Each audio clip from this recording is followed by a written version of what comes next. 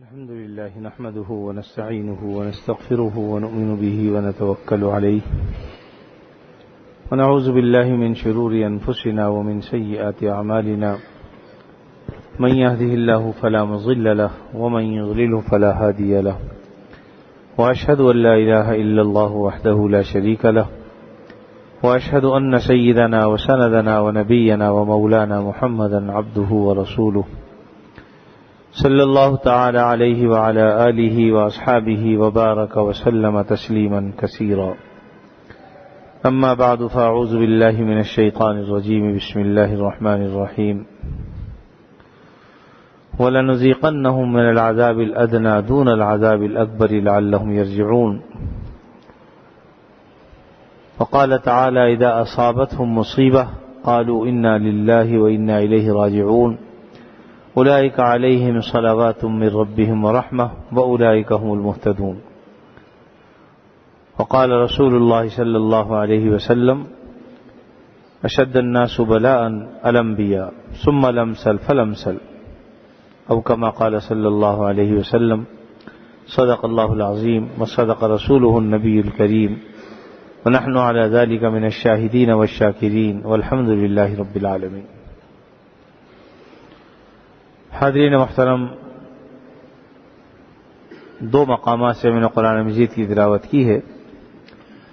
دعا فرمائیے اللہ تعالیٰ اپنے فضل و کرم سے ہمیں بات کو سمجھ کر عمل کرنے کی توفیق عطا فرمائے.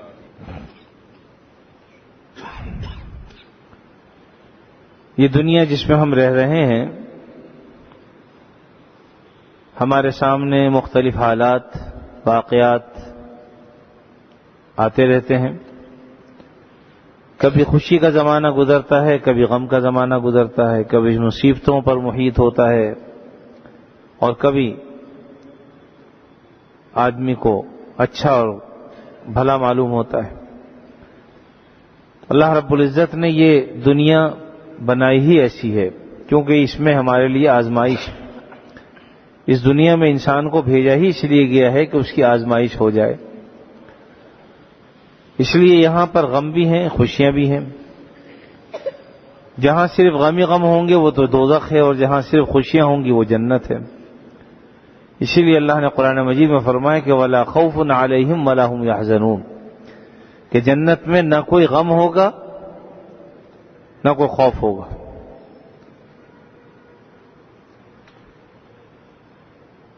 حزن اور ملال پچھلی بات پر ہوتا ہے عام طور پر، اور خوف آئندہ کا ہوتا ہے. تو دونوں باتوں کی نفی فرما دی کہ نہ تو وہاں پر حزن ہوگا، غم ہوگا، اور نہ کسی بات کا خوف ہوگا. لیکن دنیا کے اندر خطرات سامنے رہتے ہیں، اندیشے ہوتے ہیں، مختلف سوچیں انسان کے ذہن میں آتی ہیں. ایسا نہ ہو جائے، یوں نہ ہو جائے، مال نہ لٹ جائے، کوئی جان کے درپے نہ ہو جائے. رات دن یہ واقعات ہو رہے ہیں. کہیں مال کے لٹنے کا اندیشہ رہتا ہے، کہیں جان کی ہلاکت کا اندیشہ رہتا ہے. اور خاص طور پر ہم جس دور سے گزر رہے ہیں اس میں تو ہمارے سامنے رات دن یہ ہو رہے ہیں واقعات.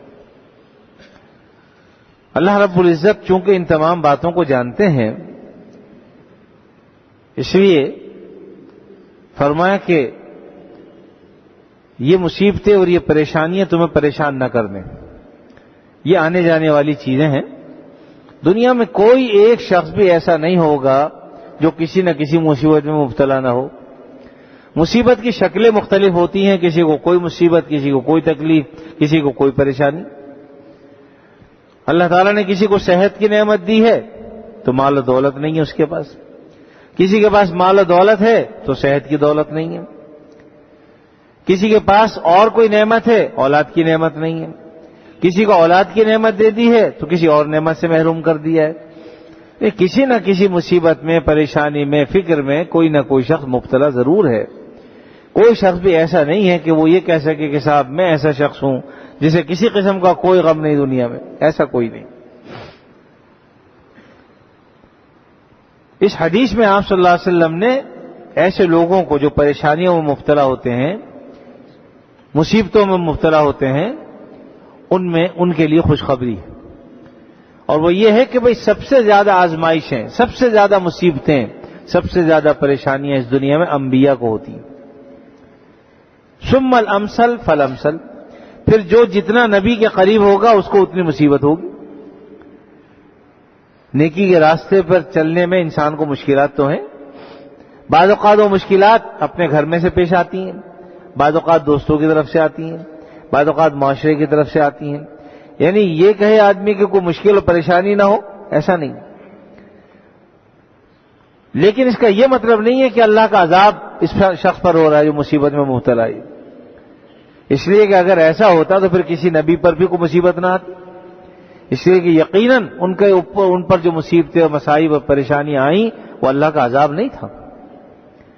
حضرت ابراہیم علیہ السلام کو کن کن مشکلات میں ڈالا گیا، کہیں ان کے لیے آگ جلائی گئی، اتنی بڑی آگ کے جس کی لپٹیں جو ہے آسمان سے باتیں کر رہی اور جس میں ان کو ڈال دیا گیا، کہیں حکم ہوتا ہے کہ بیٹے کو ذبح کر دو، اور کہیں کچھ ایک مشکل تو نہیں تھی ان کی، بے شمار مشکلیں آئیں، لیکن اس کے باوجود اللہ تعالیٰ نے انہیں سرخرو فرمایا، ان تمام مشکلات سے ان کو نکالا۔ یہ ان کی بلندی درجات کے لیے تھیں، یہ مصائب اور یہ پریشانیاں ان کی بلندی درجات کے لیے۔ اس سے یہ بھی پتہ چل گیا کہ یہ جو مصیبتیں اور پریشانیاں آتی ہیں یہ دو قسم کی ہوتی ہیں۔ ایک پریشانی تو وہ ہے جو اللہ کا عذاب ہے، ایک پریشانی وہ ہے جو اللہ کا عذاب نہیں ہے بلکہ اللہ تعالیٰ اس کے درجات کو بلند کرنا چاہتے ہیں، اونچا کرنا چاہتے ہیں، تو وہ مصیبت اور پریشانی بھیجتے ہیں تاکہ یہ اس پر صبر کرے، اور اس صبر کی نتیجے میں اللہ تعالیٰ اس کا درجہ اور مقام بلند فرماتے ہیں۔ اب یہ کیسے پتہ چلے دونوں میں فرق کیسے ہو کہ کون سی مصیبت اور پریشانی ہمارے لیے عذاب ہے اور کون سی مصیبت اور پریشانی ہمارے لیے درجات کی ترقی کا ذریعہ ہے؟ اس کی علامتیں بتا دی گئی کہ آدمی پر اگر پریشانی آئے اور اس پریشانی پر باوجود مصیبتوں اور پریشانیوں کے اللہ تعالیٰ سے رجوع نہ چھوڑے، اللہ تعالیٰ سے مانگنا نہ چھوڑے، اللہ تعالیٰ کے احکامات کی پابندی کرتا رہے۔ بعض لوگ ایک تو مصیبت میں گرفتار ہوتے ہیں اور اوپر سے بعض یہ کہتے ہیں کہ صاحب پہلے تو میں نماز بھی پڑھتا تھا، اب تو نماز بھی نہیں پڑھتا، اب تو میں یہ بھی نہیں کرتا، اب تو وہ بھی نہیں کرتا، سمجھ لیں پھر یہ اس پر اللہ کا عذاب ہے۔ لیکن اگر مصیبتوں کے باوجود وہ اللہ کے احکامات پر عمل کر رہا ہے، نماز پڑھ رہا ہے اور اسی طریقے سے باقی دیگر احکامات پر عمل کر رہا ہے، تو سمجھ لے کہ انشاءاللہ یہ کم از کم عذاب نہیں ہے۔ اللہ کے نیک بندے ہم نے اس دنیا میں بھی دیکھے، ابھی دور جانے کی ضرورت نہیں، ہمارے حضرت والا حضرت مولانا شاہ حکیم اختر صاحب رحمۃ اللہ علیہ کتنے سال بیمار رہے، لیکن جو معمولات تھے اس میں کمی نہیں آئی، ان معمولات میں اور اضافہ ہوا۔ اللہ تعالیٰ کے پیغام کو، اس کی محبت کے پیغام کو جو نشر کر رہے تھے وہ اور پہلے اگر 2 دفعہ کرتے تھے دن میں تو بیماری میں 5 دفعہ کرنے لگے۔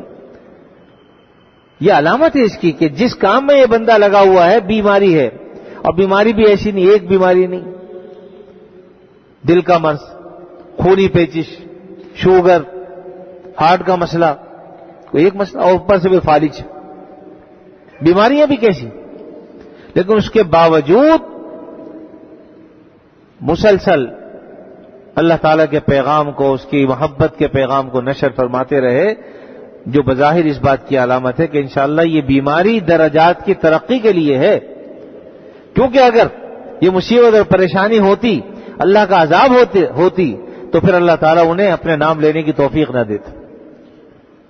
تو یہ باقاعدہ علامت ہے اس بات کی کہ اگر کوئی شخص مصیبت میں آ جائے، پریشان ہو، تو اس کو چاہیے اللہ کی طرف اور رجوع کرے کہ یا اللہ یہ پریشانی آ گئی، آپ اپنے فضل سے دور فرما دیں، 2 رکعت صلاۃ الحاجت کی بھی پڑھے، اللہ سے اس پریشانی کو دور ہونے کی دعا کرے کہ اس کے سوا پریشانی دور کون کر سکتا ہے۔ اور اللہ معاف کرے، پریشانی میں اگر خدا نہ کرے نہ آدمی اللہ سے دعا مانگ رہا، سارے اسباب اختیار کر رہا ہے لیکن نہیں اختیار کرتا تو اللہ کی طرف رجوع نہیں کرتا، تو سمجھ لیجئے کہ یہ اللہ کا عذاب ہے۔ اور اللہ تعالیٰ نے قرآن مجید میں فرمایا وَلَنُذِيقَنَّهُم مِّنَ الْعَذَابِ الْأَدْنَىٰ دُونَ الْعَذَابِ الْأَكْبَرِ لَعَلَّهُمْ يَرْجِعُونَ۔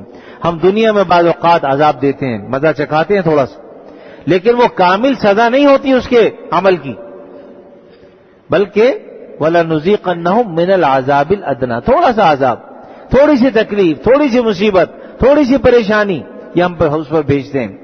لیکن دون العذاب الاکبر، عذاب اکبر تو اور ہے، وہ بہت زیادہ ہے. اور یہ کیوں بھیجتے ہیں؟ یہ بھی، اس میں بھی اللہ کی رحمت. لعلہم یرجعون، شاید یہ پلٹ جائے، شاید یہ اللہ کی طرف رجوع کر لے، شاید اللہ سے مانگنا شروع کر دے، شاید یہ اللہ کے احکامات پر عمل کرنا شروع کر دے. تو اس وجہ اس کی بھی یہ ہے، یعنی یہاں دنیا میں بھی جو عذاب بھیج رہے ہیں اللہ تعالیٰ، اس میں بھی رحمت پوشیدہ ہے کہ ہو سکتا ہے اس پہ جب پریشانی اور تکلیف آئے تو یہ اللہ کی طرف رجوع کر لے گا، اللہ معاف کر دیجیے، غلطی ہو گئی. اندازہ خود آدمی لگا سکتا ہے کہ خدا نہ کرے میں اگر کسی مصیبت میں مبتلا ہوں تو یہ مصیبت میرے لیے کیا ہے. آج آپ دیکھ رہے ہیں کس طرح سے مصائب ٹوٹ کر پڑ رہے ہیں مسلمانوں پر، اور خاص طور پر اللہ کے نام لینے والوں پر. تو ان تمام مصائب کے باوجود اگر کوئی شخص حق کا راستہ اختیار کرتا ہے، حق پر چلتا ہے، اللہ تعالیٰ کی طرف رجوع کرتا ہے، اسی سے مدد مانگتا ہے، تو اس کے باوجود اگر پھر بھی پریشانی رہتی ہے تو یقیناً یہ اللہ تعالیٰ اس کے درجات کی ترقی کے لیے کر رہے ہیں، عذاب نہیں ہے اللہ کا. اس کو یوں سمجھ لیجیے تکالیف پر کہ ایک شخص کو کوئی پھوڑا نکل آیا، کوئی ایسا معاملہ ہو گیا کہ اس کے لیے پریشانی کا ذریعہ بن گیا. بعض اوقات بعض ڈاکٹروں کے پاس وقت نہیں ہوتا، 2 مہینے اور 4 مہینے کا ٹائم لینا پڑتا ہے کہ صاحب یہ کام کرانا، آپریشن کرانا ہے، لیکن وہ کہتے ہیں 4 مہینے بعد ٹائم ہے جی. منتیں کرتے ہیں، پیسے اس کو زیادہ سے زیادہ دینے کی پیشکش کرتے ہیں کہ جلدی کر دیجیے کسی طرح سے. تو دیکھیے آدمی آپریشن کراتا ہے کہ نہیں کراتا، لیکن چونکہ اس کو پتا ہے کہ اس آپریشن کے بعد جو راحت ملے گی انشاءاللہ وہ اس مصیبت کے مقابلے میں بہت بہتر ہوگی، اس لیے ہنسی خوشی اس ڈاکٹر کے پاس جاتا ہے. اسی طریقے سے جب انسان پر کوئی مصیبتیں اور مشکلات آتی ہیں، حقیقت میں یہ بھی اللہ تعالیٰ کی طرف سے اس کا آپریشن ہوتا ہے کہ ہو سکتا ہے اس آپریشن کے بعد، اس مصیبت کے بعد، اس تکلیف کے بعد یہ اللہ کی طرف رجوع کر لے، پاک صاف ہو جائے. تو بعض اوقات وہ مصائب اور پریشانیاں جو انسان پر آتی ہیں گناہوں کی تطہیر کا بھی ذریعہ بن جاتی ہیں کہ گناہ اللہ تعالیٰ معاف فرما دیتے ہیں. ہاں یہ الگ بات ہے کہ آدمی اللہ سے ان مصیبتوں کو مانگے نہیں، تکلیف کو مانگے نہیں کبھی بھی.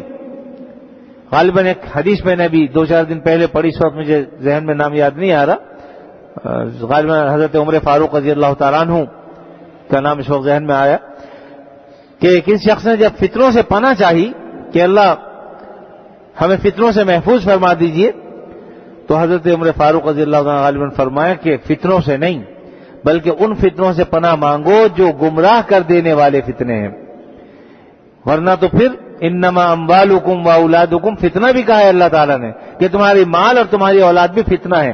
اگر تم مطلقاً فتنوں سے پناہ مانگو گے تو مال سے بھی ہاتھ دھو بیٹھو گے، اولاد سے بھی ہاتھ دھو بیٹھو گے، کیونکہ اللہ نے فتنہ تو انہیں بھی کہا، اس لیے کہا کہ مطلقاً فتنہ نہ کہو بلکہ یوں کہو کہ وہ فتنے ہیں اللہ جو گمراہ کر دینے والے ہیں، جو مصیبتوں میں لے جانے والے ہیں، ایسے فتنوں سے ہماری حفاظت فرما. تو اس لیے آدمی کو فتنوں سے پناہ تو مانگنی چاہیے، لیکن وہ فتنے جو انسان کو گمراہ کر دینے والے ہوں. یقیناً ایسے فتنے بے شمار.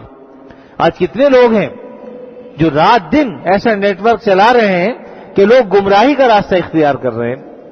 ظاہری شکل و صورت وہ دین کی نام بھی اپنا علامہ اور نہ جانے فہامہ کیا کیا نام سے وہ آتے ہیں، اور لوگ کہتے ہیں جی ہم نے ٹی وی پہ مسئلہ سنا، ہم نے فلاں جگہ مسئلہ سنا، لیکن حقیقت یہ ہوتی ہے کہ وہ گمراہی کی طرف جا رہے ہوتے ہیں. ٹی وی سے کبھی کسی کی اصلاح نہیں ہوتی، اصلاح تو اسی طریقے پر ہوگی جس طریقے سے نبی کریم صلی اللہ علیہ وسلم نے کی. ٹی وی سے انسان خراب تو ہوتا ہے، اس کو ٹی بی تو لگ سکتی ہے لیکن اس سے اصلاح نہیں ہوتی. عام طور پر لوگ جو مسائل لے کے آتے ہیں اس سے اگر ٹی وی سے اصلاح ہو رہی ہوتی تو گھر گھر سب لوگ نمازی ہوتے، کوئی شخص بھی آوارہ نہ ہوتا، کوئی شخص بے حیائی کا کام نہ کرتا، کوئی شخص گناہ میں مبتلا نہ ہوتا، سبھی لوگ سب کے گھر میں ٹی وی ہیں الا ماشاءاللہ. لیکن عام طور پر اس سے اصلاح کا کام نہیں ہوتا، اور ہمارے ہاں تو لیا بھی نہیں جاتا. اگر لیا جائے تو ممکن ہے ہو بھی جائے، وہ بھی ذریعہ تو ہے، لیکن وہی بات ہے کہ اگر اس کو استعمال کیا جائے، صحیح اور غلط کا استعمال کی بات. ٹیپ ریکارڈ ہے، اگر کوئی آدمی اپنے پاس رکھتا ہے اس کا استعمال صحیح بھی ہو سکتا ہے، غلط بھی ہو سکتا ہے. چاہے تو کسی کا بیان سنے اور چاہے تو اس میں گانے سنے. اسی طریقے سے ٹی وی بھی ہے، اس کا استعمال اگر صحیح ہو جائے تو ممکن ہے فائدہ پہنچے، لیکن چونکہ استعمال ہمارے یہاں 99% غلط ہی ہوتا ہے، اس لیے اس سے فائدہ بھی نہیں پہنچتا۔ تو بہرحال عزیز و عرض کرنے کا مطلب یہ ہے کہ جو پریشانیاں ہماری طرف آتی ہیں، یہ پریشانیاں مطلقاً اللہ کا عذاب نہیں ہوتی، بعض اوقات پریشانیاں اللہ کی رحمت بھی ہوتی ہیں۔ یہی وجہ ہے کہ قرآن مجید میں اللہ نے فرمایا کہ وَبَشِّرِ الصَّابِرِينَ، صبر کرنے والوں کے لیے خوشخبری ہے۔ اور صبر کرنے والے کون ہیں؟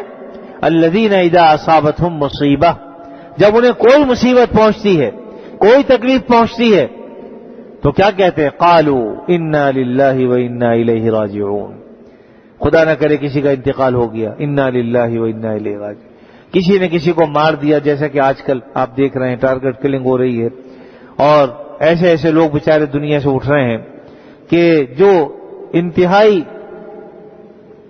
غیر مضر لوگ، کسی کو تکلیف نہ دینے والے، لیکن وہی بیچارے راستے چلتے شکار ہو جاتے ہیں۔ تو فرمایا کہ جب کسی کو مصیبت پہنچے تو یقیناً یہ ایک بڑی مصیبت، آدمی کو چاہیے کہ انا للہ وانا الیہ راجعون یہ پڑھے۔ تو اس کا نتیجہ کیا ہوگا؟ اولئک علیہم صلوات من ربہم ورحمہ، اللہ تعالیٰ کی ان پر رحمتیں نازل ہوں گی جب وہ صبر کریں گے تو، اور واولئک هم المہتدون، یہ ہدایت یافتہ لوگ بھی ہوں گے۔ مطلب کیا ہے کہ مصیبتوں پر شکوہ کرنا، شکایت کرنا یہ مناسب نہیں ہے۔ اپنی طرف سے کوئی مصیبت نہ مانگے، لیکن خدا نہ کرے اگر کوئی مصیبت آ جائے، کوئی پریشانی آ جائے تو اس پر پھر اللہ تعالیٰ کی رضا میں راضی رہے اور اس مصیبت کو اللہ کی طرف سے سمجھ کے انا للہ وانا الیہ راجعون پڑھے۔ البتہ ایک اور طریقہ بھی بتایا بزرگوں نے کہ استغفار کی کثرت بھی کرے، کیونکہ بعض اوقات مصیبت ہماری اپنی بدعمالیوں کے سبب آتی ہیں، جب آتی ہیں تو اس کے لیے استغفار کیجیے کثرت کے ساتھ، تو استغفار کے نتیجے میں اللہ رب العزت اس کو مشکلات سے نکال دیں گے، پریشانیوں سے نجات دے دیں گے، تو اس لیے اس کے لیے استغفار پڑھی، کثرت کے ساتھ استغفار پڑھے۔ استغفر اللہ ربی من کل ذنب واتوب الیہ، یہ کثرت سے پڑھی۔ بعض اوقات اللہ رب العزت مصیبت اور مشکل اس لیے بھیجتے ہیں کہ اللہ تعالیٰ یہ چاہتے ہیں کہ بندہ اللہ کی طرف رجوع کرے، روئے، گڑ گڑائے۔ چنانچہ ایک حدیث میں، ایک روایت میں آتا ہے کہ جب کوئی شخص، کوئی اللہ کا بندہ مشکل میں، مصیبت میں مبتلا ہوتا ہے تو فرشتے کہتے ہیں کہ یا اللہ، یہ تو تیرا نیک بندہ ہے، آپ نے اس کو مصیبت میں مبتلا کر دیا۔ فرمایا کہ ہاں، ہم چاہتے ہیں کہ یہ ہمارے پاس آئے، ہمارے سامنے روئے، گڑ گڑائے، عاجزی اختیار کرے، تو ہم اس کی آہو بکا سننا چاہتے ہیں۔ ہم نے مصیبت اس لیے اس پہ بھیجی ہے تاکہ یہ ہمارے سامنے روئے اور گڑ گڑائے، ہمیں اس کا رونا پسند۔ تو بعض اوقات اللہ تعالیٰ اس لیے مصیبت بھی بھیجتے ہیں۔ تو بہرحال مصیبت اگر آ جائے تو اس پر پھر اللہ تعالیٰ ہمیں اپنی رضا نصیب فرمائے، اور اس کا طریقہ یہی ہے کہ ایک تو انا للہ وانا الیہ راجعون پڑھنا چاہیے، جب بھی یاد آ جائے مصیبت اس پر انا للہ وانا الیہ راجعون پڑھنا چاہیے۔ اس کے نتیجے میں اللہ کا وعدہ ہے کہ اولئک علیہم صلوات من ربہم ورحمہ واولئک هم المہتدون۔ تو بہرحال مصائب تو بھائی آئیں گے، اس سے کسی کو مفر نہیں ہے۔ دنیا میں کوئی آدمی ایسا نہیں ہے کہ جسے کوئی غم نہ ہو، ہر کوئی کسی نہ کسی غم میں مبتلا ہے۔ کسی کا پیسے بہت زیادہ ہے تو اس کو اس کا غم ہے کہ رکھوں کہاں اٹھا کے، چوری کا ڈر، لٹنے کا ڈر، اور کسی کے پاس نہیں ہے تو اسے نہ ہونے کا بیچارے کو کہ کل کھاؤں گا کہاں سے، پیوں گا کہاں سے، علاج کیسے کراؤں گا اور کیا کروں گا۔ تو ہر آدمی کو کوئی نہ کوئی غم و مصیبت ہے۔ حضرت تھانوی رحمۃ اللہ علیہ نے ایک واقعہ اپنی کتابوں میں لکھا ہے، بیان فرمایا ہے، یقیناً تو وہ بیان ان کا کتابوں میں موجود ہے، کہ حضرت خضر علیہ السلام سے ایک شخص کو ملاقات کا شوق تھا، اور ذہن میں یہ تھا کہ چونکہ وہ مجیب الدعوات ہیں، ان کی دعا قبول ہوتی ہے، مستجاب الدعوات ہیں، تو اس لیے ان سے میں دعا کراؤں گا اپنے لیے۔ تو ایک دن اچانک ملاقات ہو گئی۔ حضرت خضر نے فرمایا کہ ہاں بھائی، تم مجھ سے ملنے کی تمنا کیوں کرتے ہو، بتاؤ کیا بات۔ کہا کہ بس میں ہی چاہتا ہوں کہ آپ اللہ سے دعا کریں کہ مجھے کوئی غم، کوئی فکر نہ ہو۔ کہا کہ اس کی دعا تو میں نہیں کر سکتا، یہ تو ناممکن ہے، دنیا میں کوئی شخص ایسا ہے ہی نہیں جسے غم اور فکر نہ ہو۔ ہاں تم یہ کر سکتے ہو کہ تم دنیا میں گھومو پھرو، دیکھو تمہیں اگر کوئی شخص ایسے نظر آئے کہ جو بے فکرہ ہو، جسے کوئی غم نہ ہو، تو تم یہ دعا کرا دینا کہ یا اللہ اس کی طرح مجھے کر دیجئے، اللہ تعالیٰ اس کی طرح تمہیں کر دیں گے، لیکن مطلقاً تمہاری یہ دعا قبول نہیں کی جا سکتی کہ صاحب کوئی غم اور کوئی فکر نہ ہو۔ اور اس کو مدت دے دی کہ 40 دن کی مدت ہے، تو تم تلاش کرو، گھومو۔ اب وہ گھومتا رہا، مختلف لوگوں کو دیکھتا تھا جو اسے ظاہری اعتبار سے اچھا نظر آتا تھا، مالی اعتبار سے بھی، خوبصورتی کے اعتبار سے بھی، رکھ رکھاؤ کے اعتبار سے بھی، تو دل میں سوچتا تھا کہ بس اس جیسا ہونے کی میں دعا کروں گا۔ لیکن جب اس کے حالات اس کو معلوم ہوتے تھے تو پھر خیال بدل جاتا تھا کہ کسی اور کی تلاش میں نکل پڑتا تھا۔ ایک دفعہ ایک شخص کو دیکھا، زرگر تھا، سونار، اسے دیکھا کہ بھئی بہت خوبصورت ہے، بچے بھی خوبصورت ہیں، نوکر چاکر ہیں، دکان بھی خوب بڑی ہے، بیوی بھی حسین و جمیل ہے۔ تو اس کے دل میں خیال آیا کہ بس یہ بڑا خوشحال آدمی معلوم ہوتا ہے اور اس جیسا ہونے کی میں دعا کراؤں۔ چنانچہ جب 40 دن گزر گئے، حضرت خضر علیہ السلام آئے، لیکن اس سے پہلے ہوا یہ کہ اس نے سوچا کہ چلو اس سے بھی اس کے حالات معلوم کر لوں۔ جب معلوم کرنے گیا تو اس نے اپنا واقعہ سنا، جو عبرتناک واقعہ ہے، اس وقت وہ سنانا میرا مقصد نہیں ہے، بس نتیجہ میں سنا دیتا ہوں کہ اس نے کہا کہ دیکھو بات یہ ہے کہ کبھی بھی مجھ جیسا ہونے کی دعا مت کرنا۔ تم یہ جو بچے دیکھ رہے ہو اور یہ سمجھ رہے ہو کہ میری اولاد ہے، یہ میری اولاد نہیں ہے۔ پھر اس نے اپنی بیوی کا ایک عبرتناک قصہ سنایا، اور بہرحال اس کا حاصل یہی تھا کہ میں بہت ہی دکھ اور تکلیف میں ہوں، جتنی تکلیف میں مبتلا ہوں تمہیں بتا نہیں سکتا، اس لیے تم مجھ جیسا ہونے کی دعا ہرگز نہ کرنا، بلکہ میں یہ دعا کرتا ہوں کہ اللہ مجھ جیسا کسی دشمن کو بھی نہ کرے۔ تو جب حضرت خضر علیہ السلام آئے تو اس نے کہا کہ بس آپ میرے خاتمہ ایمان پر ہونے کی دعا فرما دیجئے، اس لیے کہ میں نے بہت تلاش کیا لیکن کسی شخص کو بے غم نہیں پایا، بے فکرہ نہیں پایا۔ اور ایک شعر بڑا اچھا فارسی میں ہے کہ دری دنیا کسے بے غم نہ باشد، اگر باشد بنی آدم نہ باشد، کہ اس دنیا میں کوئی بے غم نہیں ہوتا، اور اگر ہوگا تو وہ بنی آدم نہیں ہوگا، کم از کم آدم علیہ السلام کی اولاد تو نہیں ہو سکتی، کوئی اور ہو تو ہو۔ تو اس سے آپ اندازہ لگا لیجئے کہ دنیا میں ہر شخص کو کوئی نہ کوئی فکر تو ہے۔ ہزاروں خواہشیں ایسی کہ ہر خواہش پہ دم نکلے، بہت نکلے میرے ارمان دل کے پھر بھی کم نکلے، لاکھوں خواہشیں پوری ہو جائیں پھر بھی آدمی کہتا ہے یہ رہ گیا وہ رہ گیا، کبھی بھی کار دنیا کسے تمام نہ کر، دنیا کا کام کبھی کسی نے پورا نہیں کیا، کچھ نہ کچھ رہ جاتا ہے، اور کبھی نہ کبھی کچھ نہ کچھ کہے یہ رہ گیا، وہ کاش وہ بھی کر لیتا، کاش یہ بھی کر لیتا، لیکن کبھی خواہش پوری نہیں ہوتی۔ اس لیے میرے عزیز و اصل یہ ہے کہ ہم اللہ تعالیٰ کے اور اس کے رسول کے احکامات پر راضی ہوں، مسائل کو جانیں، احکام کو سمجھیں، اور اللہ تعالیٰ سے اپنے لیے عافیت مانگیں، کیونکہ نبی کریم صلی اللہ علیہ وسلم نے ارشاد فرمایا کہ اللہ رب العزت کو دعاؤں میں سب سے بہترین دعا اللہ کو عافیت کی لگتی ہے، اللہ تعالیٰ یہ چاہتے ہیں کہ اس کے بندے اس سے عافیت مانگیں۔ اس لیے نبی کریم صلی اللہ علیہ وسلم نے دعا سکھائی بھی، اللہم انا نسألک العفو والعافیہ والمعافاة الدائمہ فی الدین والدنیا والآخرہ والفوز بالجنہ والنجاة من النار۔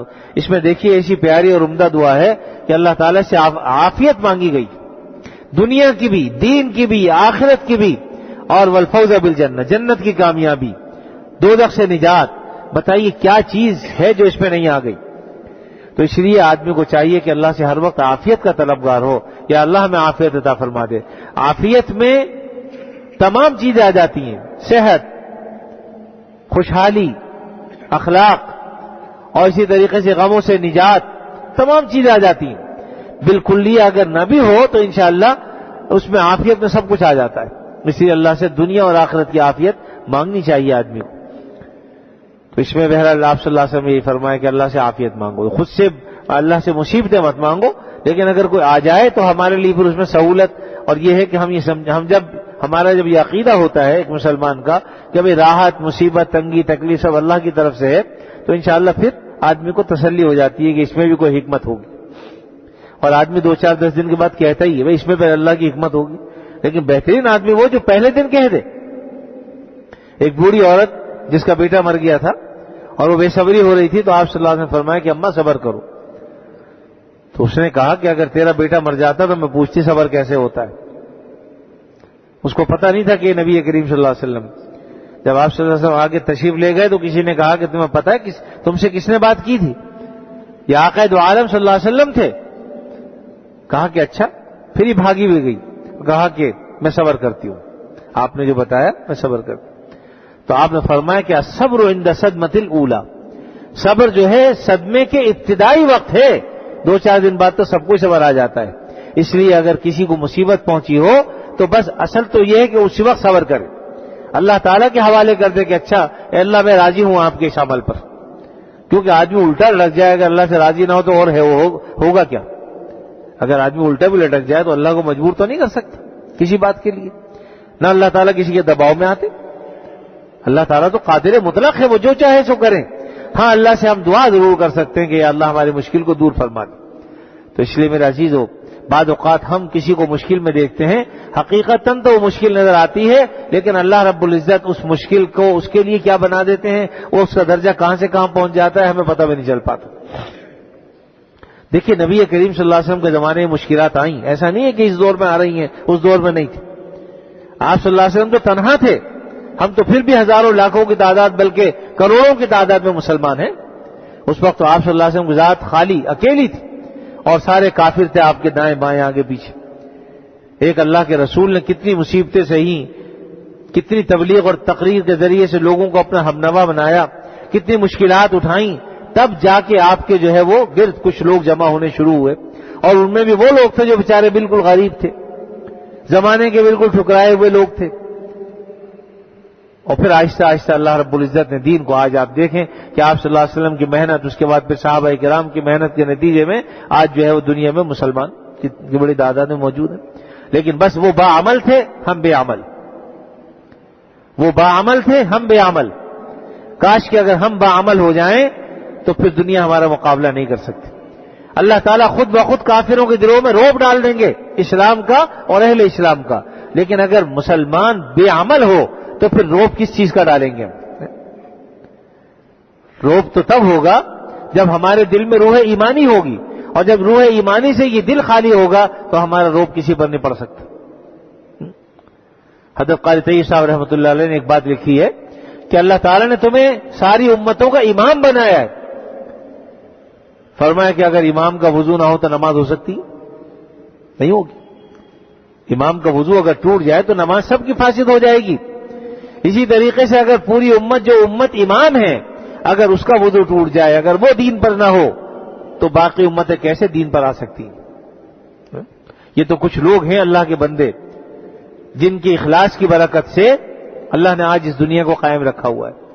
ابھی چند دن پہلے میں مطالعہ کر رہا تھا تو ایک کتاب میں نے پڑھا، حضرت شاہ عبد القادر رائے پوری رحمۃ اللہ علیہ ہندوستان میں تھے اور پاکستان سے لوگ انہیں لینے کے لیے جاتے تھے۔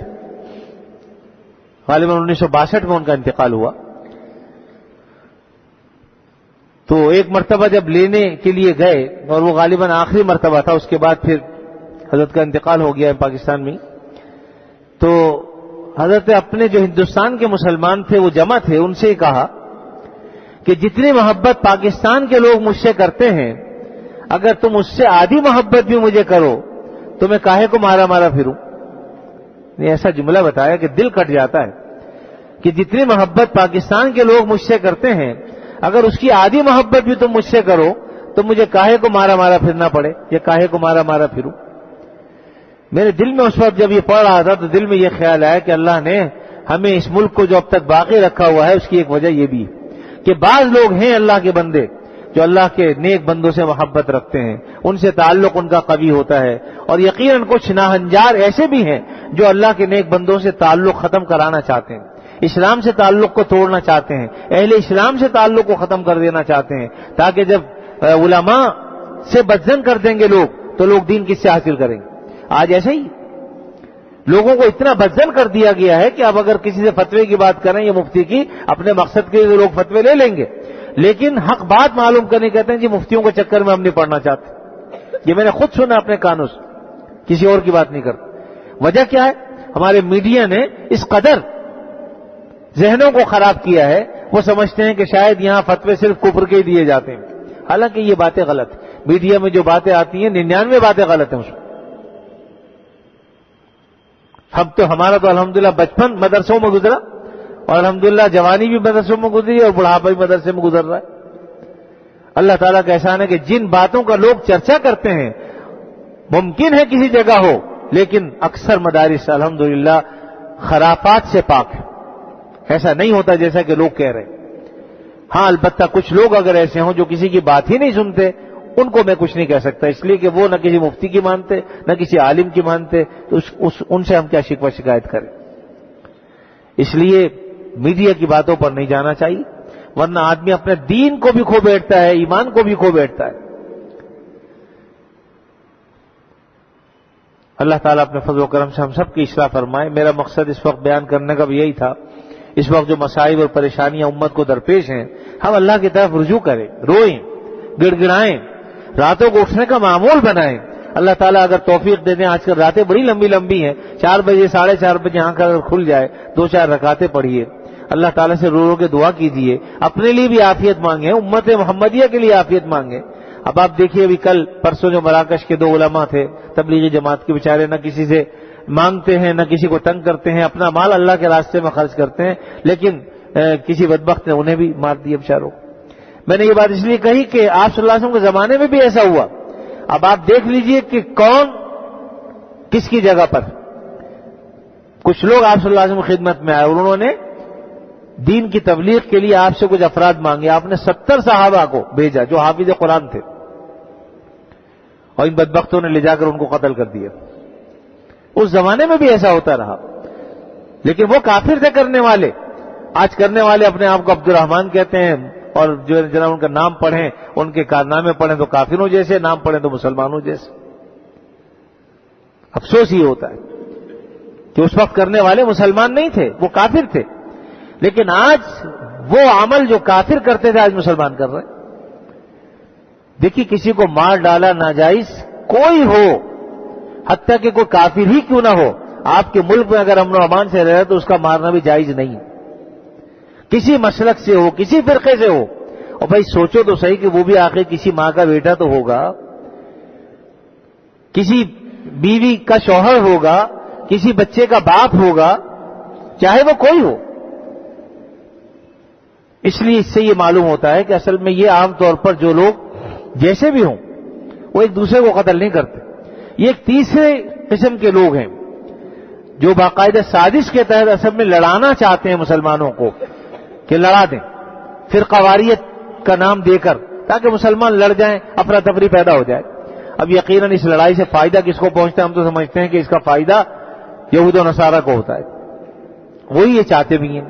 انہوں نے اپنی صفوں کے اندر CIA کے ایجنٹ ہماری صفوں میں چھوڑ رکھے ہیں، جو ظاہری طور پر تو ہماری شکل و صورت بھی اختیار کر لیتے ہیں، لیکن ان ڈالر اور ان پاؤنڈز کے بدلے میں جو ان کو مل رہے ہیں وہ مسلمانوں کی صفوں میں جو ہے وہ خلفشار پیدا کر رہے ہیں، افتراق پیدا کر رہے ہیں، انتشار پیدا کر رہے ہیں۔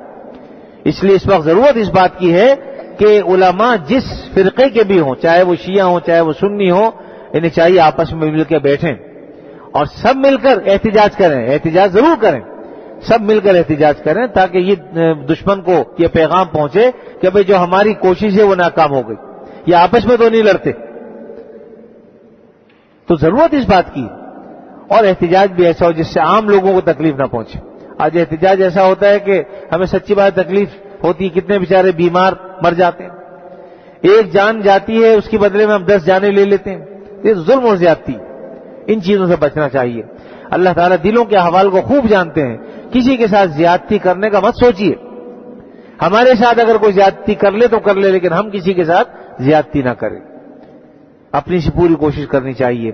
اللہ تعالیٰ اپنے فضل و کرم سے ہمارے اخلاق کو درست فرما دے، ہماری دین کی اصلاح فرما دے، ہمیں پکا اور سچا مومن بنا دے، اور ہم سے وہ کام لے لے جن سے وہ راضی ہوتے ہوں، ایسے کاموں سے بچا لے جن سے وہ ناراض ہوتے ہوں۔ وآخر دعوانا الحمدللہ رب العالمین، الحمدللہ رب العالمین والعاقبۃ للمتقین، والصلاۃ والسلام علی رسولہ الکریم سیدنا مولانا محمد وعلی آلہ واصحابہ اجمعین۔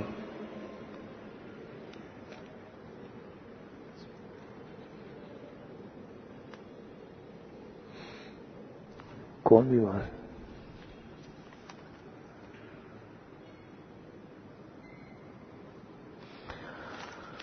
یا اللہ اپنے فضل خاص سے ہمارے گناہوں کو معاف فرما، ہمیں عافیت نصیب فرما، ہر شر سے فتنے سے اللہ ہماری حفاظت فرما، بیماروں کو شفاء کامل عطا فرما، جو مقروض ہیں ان کے قرضوں کو ادا فرما، جو پریشان حال ہیں ان کی پریشانیوں کو دور فرما۔ یا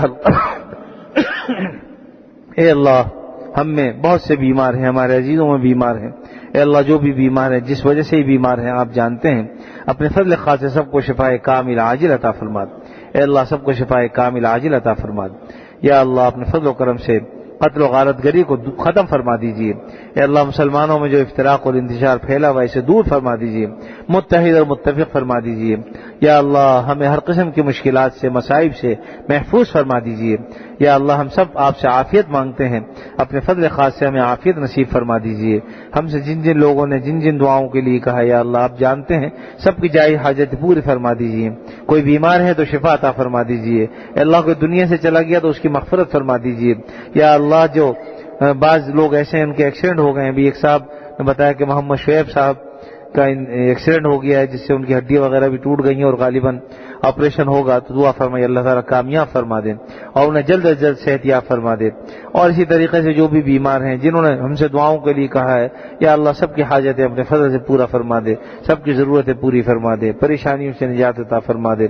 یا اللہ ہمارے ملک پاکستان کی حفاظت فرما، اندرونی بیرونی ہر قسم کے خطرات سے اللہ اس کی حفاظت فرما۔ یا اللہ دشمنوں کی سازشوں کو انہی پر لوٹا دیجیے، یہود و نصارہ کی سازشوں کو انہی پر لوٹا دیجیے، حنوط کی سازشوں کو انہی پر لوٹا دیجیے۔ یا اللہ اپنے فضل خاص سے ہمارے شہر کو امن کا گہوارہ بنا دے۔ اے اللہ مسلمانوں میں اتحاد اور اتفاق قائم فرما۔ یا اللہ جتنے ہمارے عزیز اقارب رشتہ دار جو دنیا سے جا چکے ان سب کی مغفرت فرما دے۔ ہم جب تک زندہ رہیں آپ صلی اللہ علیہ وسلم کی تعلیمات پر دل و جان سے عمل کی توفیق عطا فرما، اور جب وقت آخر آئے خاتمہ ایمان پر فرما۔ صلی اللہ تعالی علی خیر خلقہ محمد وعلی آلہ واصحابہ اجمعین، آمین۔ ایک صاحبہ بیمار ہیں، ایک صاحب کی زوجہ دعا فرمائے اللہ انہیں صحت کاملہ عطا فرما دے، اور اللہ تعالیٰ ان کی جو پریشانی ہے دور فرما دے برحمتک یا ارحم الراحمین۔